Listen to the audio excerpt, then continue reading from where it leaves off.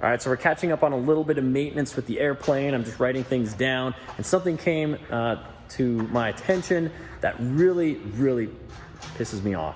And it's a design flaw in the Cessna Conquest, which is a beautiful airplane, amazing aircraft, but Cessna did something here that I absolutely hate, and it's the landing lights. Look at this. This is the landing light, everybody. In case you're wondering, why is it at the bottom of the wing?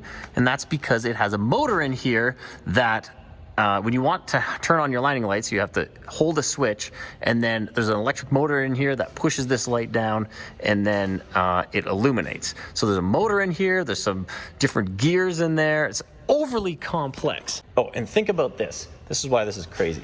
In order for this light to turn on, these motors have to push this light downwards against all the forces of air against this light surface, which is a lot of stress on that little motor in there.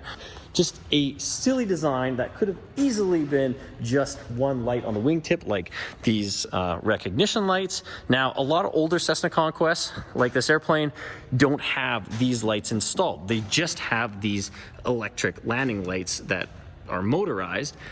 This is a later model Conquest, so it does have these wingtip lights. Much better, simpler, less complicated. Nothing ever breaks on them.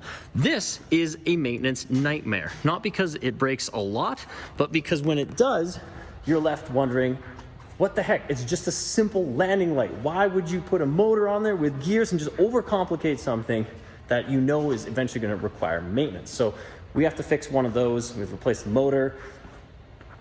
Because it's an older airplane, parts are a little bit harder to find. That part right now, to buy it and replace it with the proper serial number, the proper certification, is, I think it's probably around $1,200. Yeah, so a little bit annoyed, but that's just one of the flaws. Overly complicated. See, we have the landing light on this side too.